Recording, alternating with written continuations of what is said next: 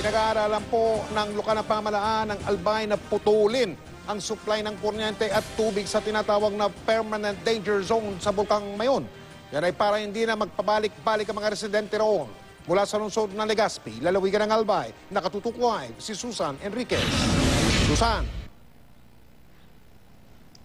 Mike, nasa alert level number 3 pa ang Bulkang Mayon kaya talagang ipinagbabawal pa ang pagpasok doon sa mga tinakdang permanent danger zone. Ang problema, may mga talagang bumabalik at ang katwiran nila, kailangan nilang tingnan yung kanilang mga pananim at yung kanilang mga kabuhayan. At ito yung pinoproblema ngayon ng provincial government ng Albay, ang pagpasok pa rin ng mga ilang residente doon sa mga tinakdang permanent danger zone. Kaya ang plano nila ngayon at pinag-aaralan ang pagputol ng supply ng kuryente at tubig sa mga permanent danger zone. Narito po ang report.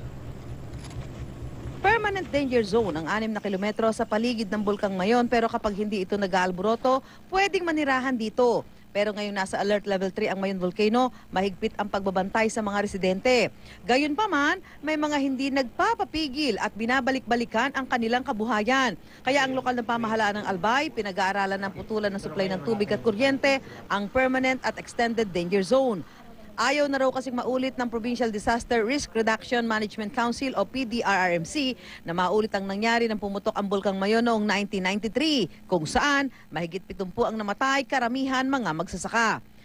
Rumagasa kasi noon ang pyroclastic flow o nagbabagang bato, gas at iba pang mainit na materyales na ibinuga ng bulkan. Bukod pa yan sa abo at lava na inilabas ng Mayon. Napinsala noon ang mga bayan ng Mabinit, Bonga, Kamalig, Santo Domingo, Legazpi sa Albay. Ang mga ito kasi nagbalikan noon para kunin ang kanilang mga pananim sa kabila ng panganib. Mga farmers yun. Walang tinamaan tayong victims galing sa bahay kasi hindi aabutin yung mga bahay nila. Pero sa rason na bumabalik sila for their farms, yun ang delikado. So yun ang iniiwasan? Yun ang iniiwasan. Hati naman ang reaksyon ng mga nakausap namin sa mungkahing pansamantalang putulin ang supply ng kuryente at tubig sa danger zone. Tama rin. Bakit ho? Yun nga, para hindi sila babalikan. Hindi mo man maiwasan yun kasi minsan yung mga anak namin nag-eskwela doon, nag-aaral po.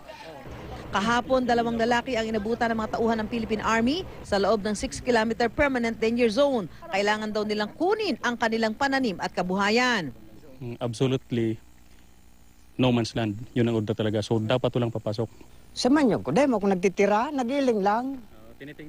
Sabi ng PHIVOX, lubhang mapanganib ang ginagawa ng iba sa patuloy na pagpunta sa danger zone. Dapat daw ay isipin nila ang peligrong aabutin sakaling pumutok ang Bulkang Mayon. Yung pyroclastic flow velocity ng Mayon, meron pong i-outrun yun.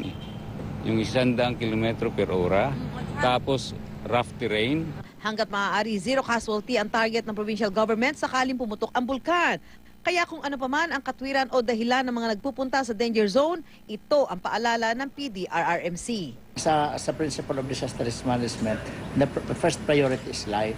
Second priority ang resources.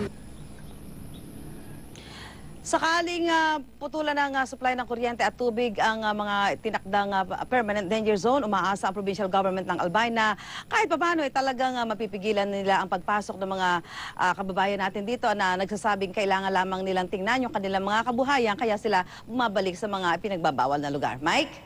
Maraming salamat, Susan Enriquez.